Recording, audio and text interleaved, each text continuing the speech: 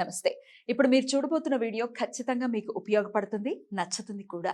మరి మీకు నచ్చిన విషయం నాకు తెలియాలి అంటే ఈ వీడియోని మీరు లైక్ చేయాలి, షేర్ చేయాలి, అలాగే మన ఛానల్‌ని సబ్స్క్రైబ్ చేయాలి. మీ సపోర్ట్‌ని నాకు అందిస్తారు కదూ! ఓకే. ఇప్పుడు వీడియోని స్టార్ట్ చేద్దాం. సూర్యోస్మి, నేను మీ విక్రమాదిత్య. ఆరోగ్యమే మహాభాగ్యం, ఆరోగ్యం భాస్కరాధీనం. ఆదివారం మద్యం మాంసం మైదనం వద్దు, ఆరోగ్యం ఐశ్వర్యం ముద్దు. మీరు ఆచరించండి, 10 మందిని ఆచరింపచేయండి. ఆచరించండి, ఆరోగ్యవంతులుగా ఉండండి. ఆచరించండి, ఐశ్వర్యవంతులు కండి. ఆచరించండి, ఆనందంగా జీవించండి. సూర్యోస్మి. నమస్తే, వెల్కమ్ టు అవర్ ఛానల్. నేను పద్మిని. అందరికీ నమస్కారం. ప్రేక్షకులందరికీ సంక్రాంతి శుభాకాంక్షలు. ప్రస్తుతంతో పాటు ప్రముఖ ఆధ్యాత్మికవేత్త, సూర్య ఉపాసకులు, sun spiritual society founder Vikramaditya గారు ఉన్నారు. మాట్లాడదాం. సార్ నమస్తే. సార్ సూర్యోస్మి తల్లి, సంక్రాంతి శుభాకాంక్షలు మీకు. మీకు కూడా సంక్రాంతి శుభాకాంక్షలు. అంటే సంక్రాంతి అంటే పండగ. మీ జీవితాల్లో వెలుగు సూర్యనారాయణమూర్తి అజ్ఞానాంధకారంలో ఉన్నటువంటి మనకి వెలుగునిస్తూ మకర రాశిలో ప్రవేశిస్తున్నారు. అంటే కర్మస్థానం. సూర్యనారాయణమూర్తి అనుగ్రహం పరిపూర్ణంగా ఉండాలి. దశమంకర వృత్తిలో మీరు మరింత అభివృద్ధిని సాధించాలి. మాతో సత్కర్మలు చేయించడానికి మీ సహాయ సహకారాలు అందించి అది మన కుటుంబ సభ్యులందరికీ చేరాలి. తప్పకుండా అది నా భాగ్యంగా భావిస్తూ సూర్యుడిని ఆధారంగా చేసుకునే ఈ పండుగ జరుపుకుంటాం. సంక్రాంతి పండుగ ఆయన నడిచేటటువంటి మార్గం ఏదైతే ఉందో నాకు మీరు చెప్పినట్టుగానే మకర రాశిలోకి ప్రవేశించడం అనేది చాలా పుణ్యప్రదమైనటువంటిది. అందుకే ఉత్తరాయణ పుణ్యకాలాలు కూడా ఇదే రోజు మొదలు కాబోతున్నాయి. అంటే భోగి అర్ధరాత్రి ఆయన మకర రాశిలోకి ఎంటర్ కాబోతున్నారు. సో సంక్రాంతి వచ్చేస్తోంది, పుణ్యకాలం మొదలు కాబోతోంది. అలాగే అటు శబరిమలలో కూడా జ్యోతిని వెలిగించేటటువంటి రోజు ఇదే రోజు. నిజంగా చాలా చాలా మహోత్కృష్టమైనటువంటి పండగ ఇది ఖచ్చితంగా. అయితే కొన్ని ఆచారాల్లో కొన్ని ప్రాంతాల్లో ఇది పీడ పండగ అన్నట్టు నిజంగా కొంత శోచనీయం అనిపిస్తుంది. అంటే వాళ్ళ ఆచారాలని బట్టే ఎండ్ ఆఫ్ ది డే. కాకపోతే పెద్దల పండగ అనడం పోయి పీడ పండగ అనటం మనసుకి బాధ అనిపిస్తుంది కదా.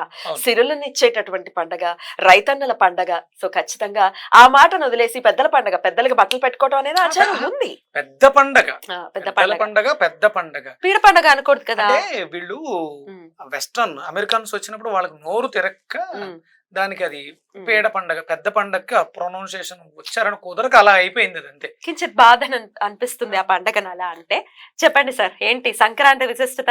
ఏంటి సూర్యనారాయణ మూర్తి గారు మళ్ళీ మారిపోతున్నారు? అంటే ప్రతి నెల మారుతారు. నారాయణమూర్తి మారడం కాదు, ఆయన రథం నడక మారుస్తుంది, ముందుకు వెళ్తోంది.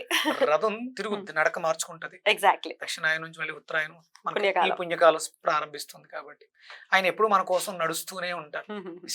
విశ్రాంతి లేని పయనం.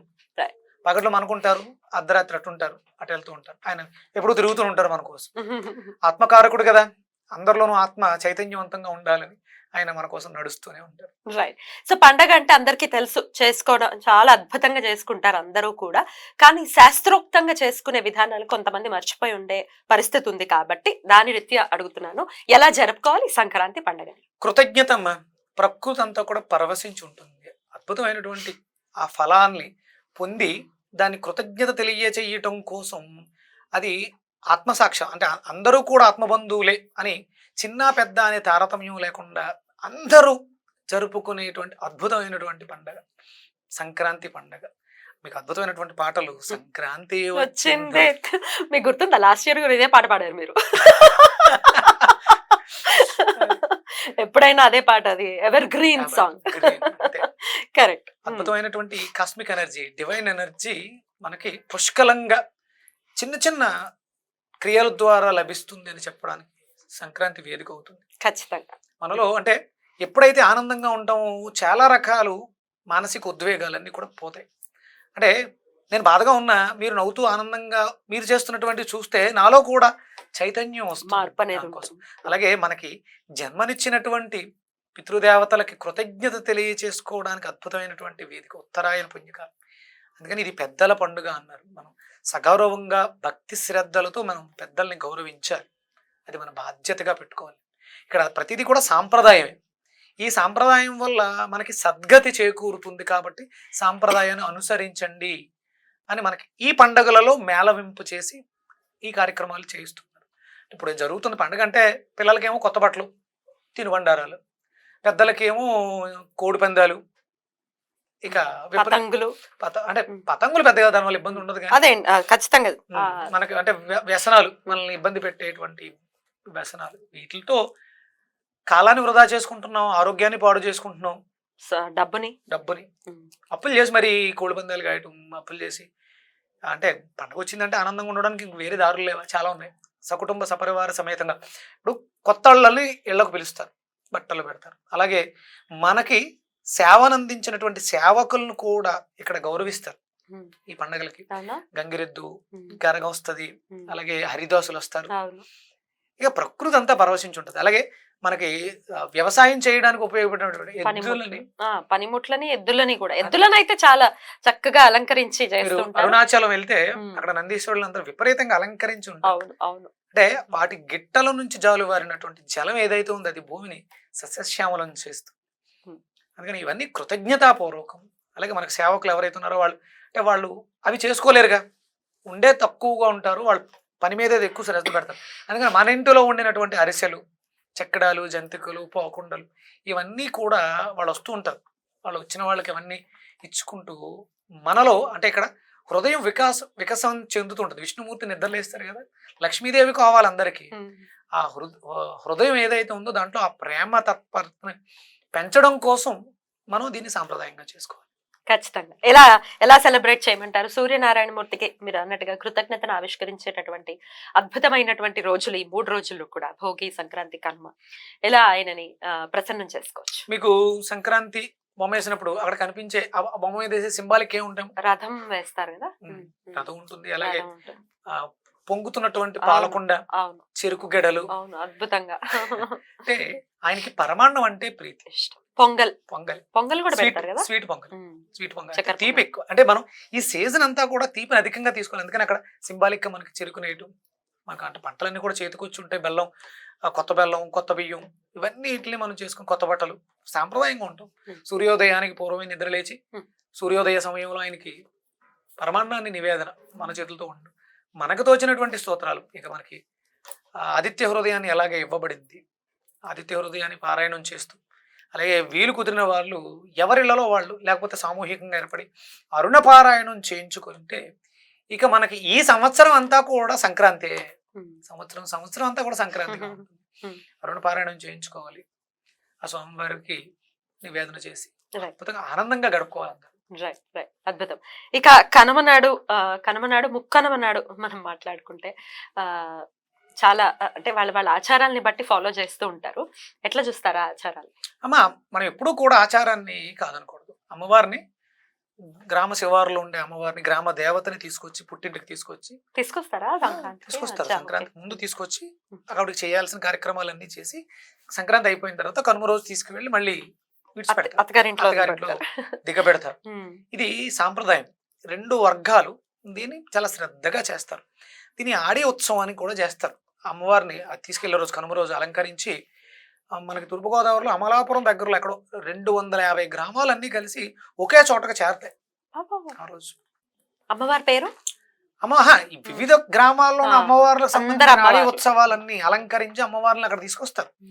ఒకే వేదికగా చేస్తారు. 200 గ్రామాల నుంచి జనం వస్తున్నారంటే అది ఎలా ఉంటుంది? కోలాహలంగా ఉంటుంది, ఆనందోత్సాహంగా ఉంటుంది. ఇక్కడ మరి అంటే మీరు అడిగిన దాంట్లో అమ్మవారి ఆ పొలిమేరలో మనం ఇచ్చేటువంటి బలిహారణ, అమ్మవారి పేరు చెప్పి దాని గురించి అడగలా. ఈ పందెం కోళ్ళని వేటాడతారు కదా, అది అంటే ఏదో అది జోదం అయ్యి వ్యసనం అవ్వకుండా కుటుంబాలు నాశనం చేయకుండా ఉంటే ఆనందమే. అంటే అవి 2 మరి వాటి కత్తులు కట్టి వాటిని ఇబ్బంది పెడుతూ కాదు, సహజంగా వాటిలో ఆ పోటీతత్వం మామూలుగా అయితే ఇబ్బంది ఏమి ఉండదు. అవి తట్టుకునే కెపాసిటీ, పని కట్టుకుని దానికోసమే పెంచి కత్తులు అవి ఎంత అయితే చూస్తున్నామో అది లోపల ముద్రించుకుంటుంది. డెఫినెట్లీ అది మన లివర్ ని ప్రభావితం చేస్తుంది. ఎందుకు fatty liver cirrhosis, liver cancer ఇలాంటివి ఎందుకు వస్తున్నాయి? మనలో పాశవికత పేరుకుపోతుంది. వ్యర్థం తింటే వ్యర్థం అంటున్నాం, మల విసర్జన ద్వారా బయటకు వెళ్తుంది. పీలిస్తే వ్యర్థం, ఊపిరితిత్తుల్లో స్టోర్ అయి ఉంటుంది, వెళ్ళట్లే బయటికి. దగ్గు మరి చూస్తే కాంతి రూపంలోకి వెళ్ళేటువంటి శక్తి ఇంపాక్ట్ ఉంటుంది కదా 100%. మనం ఏదైతే చూస్తామో, ఏదైతే తింటామో, ఏదైతే వింటామో అది మన మనస్సు అవుతుంది. కానీ మనం 100% దాని ప్రభావాన్ని అనుభవించాలి. అందుకనే ఇవన్నీ కూడా మనం ఈ 3 రోజులు కూడా ప్రకృతిలో విపరీతమైనటువంటి శక్తులు ప్రబలుతూ ఉంటాయి. అందులో మంచిని మనం పెంపొందించుకోగలిగితే మనం జీవితాంతం హ్యాపీగా ఉంటాం. డెఫినెట్లీ. అయితే కొన్ని కోట్ల రూపాయలు తారుమారు అవుతుంటాయి. ఇటు నుంచి అటు వెళ్ళిపోవచ్చు, ఉన్నవాడు లేనివాడైపోవచ్చు, లేనివాడు ఉన్నవాడైపోవచ్చు కూడా. ఈ పందాలంటే అంతే, ఏ పందమైనా, అది కోడి పందం అనే కాదు. అయితే ఇంట్లో ఆడవాళ్ళకి ఇష్టం లేదు వెళ్ళటం, అట్లా కోడి పందాల దగ్గరికి వెళ్ళటం కానీ, మాతో ఉండాలి కానీ, ఈ పండగ పూట అక్కడికి వెళ్ళిపోవడం, ఇట్లా ఏవో రకరకాల కంప్లైంట్స్ ఉంటాయి అనుకుంటా కదా, నాకు ఐడియా లేదు. మా మా ఇంట్లో బాగా ఎప్పుడైనా జరుగుతాయి. అంటే పరిస్థితి. ఈ మధ్య కాలంలో ఒక 10-15 ఏళ్ళగా ఇది అధికంగా పెరిగింది కానీ పూర్వం ఆహా, అంటే ఇంట్లో ఆడవాళ్ళు ఒప్పుకుంటారా? ఎందుకు ఒప్పుకుంటారు? ఒప్పుకోరు కదా? ఏ స్త్రీ ఇప్పుడు డబ్బు ఉన్నవాడికి ఒక ₹1,00,000 ఉంది, ఓ 1,00,000 10,00,000 పోయినా ఇబ్బంది పడరు. మిడిల్ క్లాస్ ఫ్యామిలీ వాళ్ళ దగ్గర అదే ఉంది. వెళ్తారా మిడిల్ క్లాస్ వాళ్ళు? వెళ్తుంటారు. వెళ్తుంటారు. మరి ఇంట్లో వాళ్ళకి ఇష్టం ఉండదు కదా. ఎందుకు ఉంటది? కరెక్ట్. అలా ఇష్టం లేని వాళ్ళు ఎలా భర్తని ఆపచ్చు, ఎలా ఏం చెప్పుకుని ఆపచ్చు, ఏం చేయాలి, దానికి ఏంటి ఆల్టర్నేటివ్? ఏమో చిన్నపిల్లోడమ్మా, వినట్లేదనే కదా దైవాన్ని ఇక పట్టుకునేది. ఇక ఆ భగవంతుణ్ణి వేడుకోవడం తప్ప ఇక వేరే మార్గం లేదు. అందుకనే అంటే ఇక్కడే కాదు, ఎప్పుడూ కూడా ఆయన ఆత్మకారకుడు సూర్యనారాయణమూర్తి. సూర్య ఆరాధనలు చెడిపోవడం ద్వారా మనం ఇట్లాంటివన్నీ. మన భౌతిక దేహానికి ఆత్మకి మధ్యలో ఆ సమన్వయం కోల్పోయాం.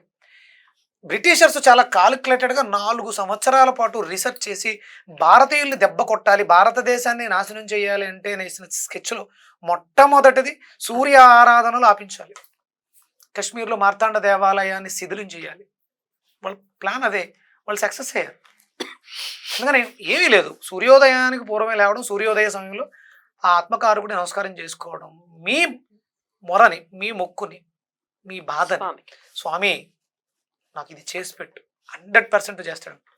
అసలు లక్ష్మీదేవిని జూదంలో పెట్టడం ఏంటి? చాలా చాలా శోచనీయం కదా. అమ్మ లేకపోతే మన జీవితాలు ఏంటి?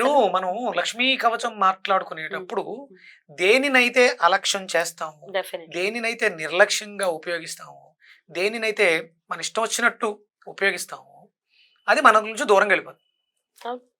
అంతే కదా. ఇప్పుడు ఎవరైనా కానివ్వండి, ప్రేమగా ఆప్యాయంగా మాట్లాడాలని పరితపిస్తారు. మీరు ద్వేషిస్తూ ఉంటే చూస్తారు, కొన్ని బంధాలు బరువుగా భారంగా సాగుతూ ఉంటాయి, తప్పక వేరే దారి లేక. అదే ఫ్రీడమ్ ఉంటే అందరికీ ఎవరిష్టం వచ్చినట్లు నిర్ణయాలు తీసుకుంటూ ఉంటారు. లక్ష్మీదేవిని జూదంలో పెట్టడం అనే అంశం గురించి మాట్లాడుకుంటూ, ఇప్పుడు మనం ఇతిహాసాలు కానీ పురాణాలు కానీ మనకు చెప్తూనే ఉన్నాయి. మహాభారతంలో ఏమైంది? లక్ష్మినే కదా వాళ్ళు పెట్టింది. ఆఖరికి గృహలక్ష్మిని కూడా పెట్టేశారు. 14 ఏళ్ల పాటు చక్రవర్తి అయినటువంటి తర్వాత చక్రవర్తి అయ్యాడు యుధిష్ఠిరుడు, కానీ వనవాసం చేయాల్సినటువంటి అగత్యం వచ్చింది. మహాభారతమే జరిగింది. కృష్ణ లీల అంటారు, అది ఎలా జరగాల్సిన ఉంది పరిస్థితి. కానీ లక్ష్మిని జూదంలో పెట్టడం అనేది చాలా చాలా చాలా ప్రమాదకరమైనటువంటి అంశంగా పరిగణించాల్సి ఉంటుంది కదండి. 100% ఉంటుంది.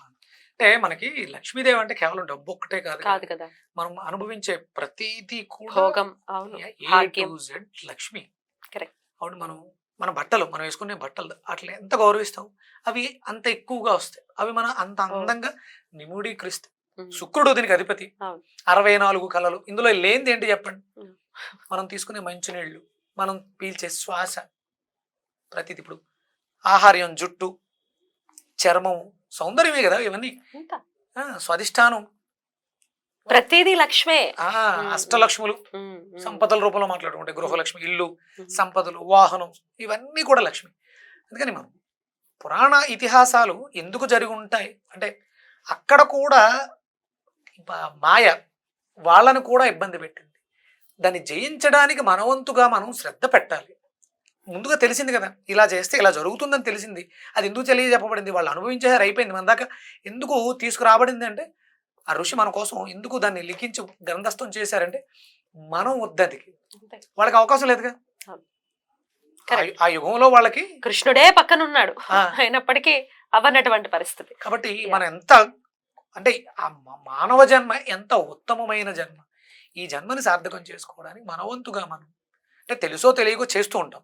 తెలిసిన తర్వాత దాన్ని శ్రద్ధగా ఆచరించు. అంటే కేవలం ఒక కుటుంబం మీద పడదమ్మా, అది ఒక మనిషి మీద పడదు.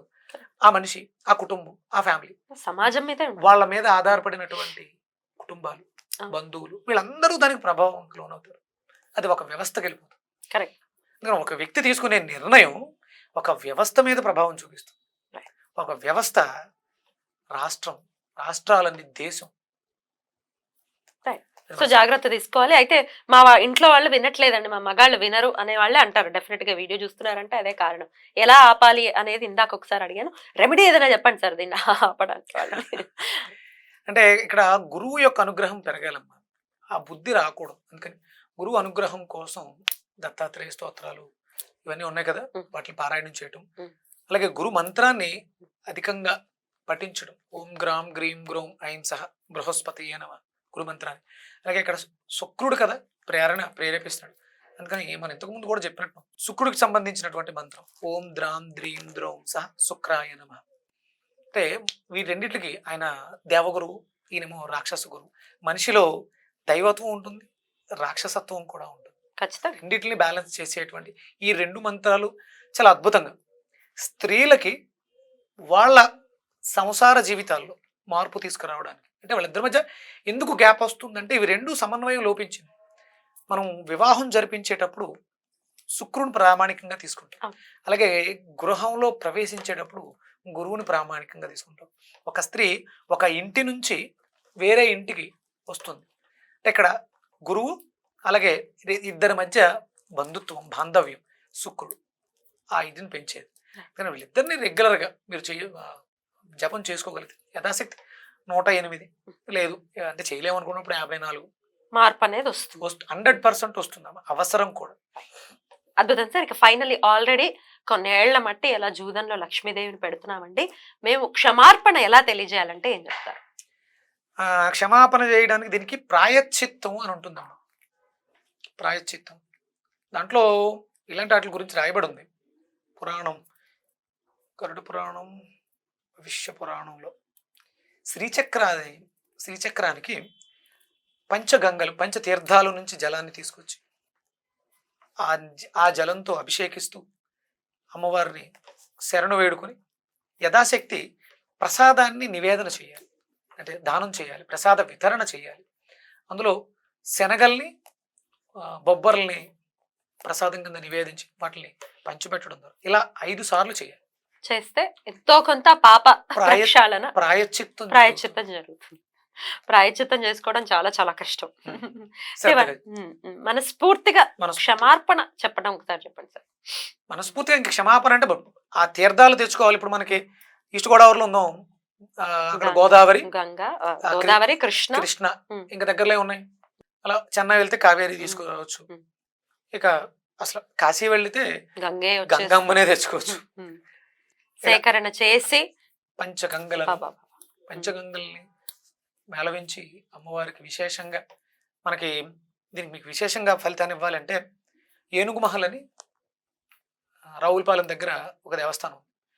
ప్రణవానంద స్వామి 15 సంవత్సరాల పాటు హిమాలయాల్లో తపస్సు చేసి కైలాస మానస సరోవర యాత్రకి రూట్ ఇచ్చినటువంటి ఆయన ప్రణవానంద. ఆయన తమ తపశ్శక్తిని అంతటినీ కూడా అందులో నిక్షిప్తం చేయడం జరిగింది. అక్కడికి వెళ్ళి మనం చేయగలిగితే. ఎక్కడ సార్? ఎక్కడ? ఏనుగు మహల్, రావులపాలెం దగ్గర, మందపల్లి పక్కన. సరే వెళ్ళి దర్శనం చేసుకుని అలాగే కంపల్సరీ అంటే మనం చేసుకునే ప్రాయశ్చిత్తం, దీనికి ఇంకా ఎగ్జెప్షన్ ఉండదు. ఇది కాకుండా కూడా చెప్పండి కాదు. అంటే మన ఊర్లలో కూడా శ్రీచక్రాలు ఉంటాయి. మనకి ద్రాక్షారామాలో శ్రీచక్రం ఉంటుంది. అక్కడ అంటే వాళ్ళు పంచగంగలతో చేయరు, అక్కడ మామూలుగా అయితే కుంకుమార్చన చేస్తారు. అది కొంచెం ఎక్కువగా చేయాల్సి ఉంటుంది. కుంకుమార్చన ఒక 5 పౌర్ణములు చేసుకోవడం. ఇక ఆ జలాన్ని తీసుకొచ్చి ఒక శ్రీచక్రాన్ని ఏదో మన ఇంట్లో పెట్టుకున్న అర్చన, అభిషేకం చేసుకుని అమ్మవారి దగ్గరికి వెళ్ళి కుంకుమార్చన. తప్పు చేసేయడం ఈజీ, ప్రాయశ్చిత్తం చాలా కష్టం. నవ్వుతూ చేసేదానికి ఏడుస్తూ అనుభవించాలి. అంటే మనకి ఆదిశంకరాచార్యుల వారు శ్రీచక్ర ప్రతిష్టలు చేసుకుంటూ వెళ్ళారు, ఎక్కడికక్కడ ఉన్నాయి. అందుకని మనకు దగ్గరలో ఉన్నటువంటి దేవాలయాలు శ్రీచక్రార్చనలు, అభిషేకాలు చేయించుకుంటే చాలా మంచిది. ఎందుకంటే మనల్ని పునీతం చేయగలిగింది ఒక గంగమ్మకే ఉంది మాత్రమే. పాప ప్రక్షాళన చేయగలిగే శక్తి అమ్మకి మాత్రమే ఉంది, అందులోను పంచగంగ. ఇంకొకటి ఉందమ్మా మీరు చేయగలిగితే, కొల్హాపూర్ లక్ష్మీదేవి, అక్కడ నుంచి కిందకు వస్తే నృసింహవాడి అని ఉంది. అక్కడ ఉన్నటువంటి కృష్ణానది పంచగంగలు కలయిక. అది తెచ్చుకుంటే సరిపోతుంది. వెళ్ళండి, కొల్హాపూర్ వెళ్ళి అమ్మని దర్శించుకుని, అమ్మ దర్శనం అయిన తర్వాత నృసింహవాడి వచ్చి అక్కడ కృష్ణలో స్నానం చేసి ఆ జలాన్ని తీసుకుని అక్కడ స్వామివారి పాదుకలకు నమస్కారం చేసుకుని రండి. గురువు అనుగ్రహం, కొల్హాపూరు లక్ష్మీదేవి అనుగ్రహం, Right. పంచగంగ, Right.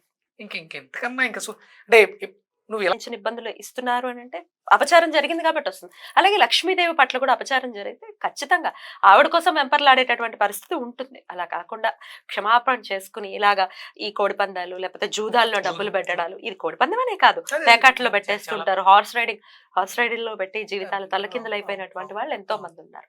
సో అట్లాంటిది జరగకుండా ఉండడం కోసం మన వద్దుగా మనం ప్రయత్నిస్తున్నాం కాబట్టి మిమ్మల్ని అడగడం జరిగింది. చాలా చక్కగా మాకు వివరించారు. అందరూ పుష్యమాసంలో మనకి చాలా విశేషమైనటువంటి ఫలితం ఇస్తుంది. Hmm. కొల్హాపూర్ వెళ్తే Right. ఎలాంటి ఆర్థిక సమస్యలు అంటే మనం చాలా చెప్పాం.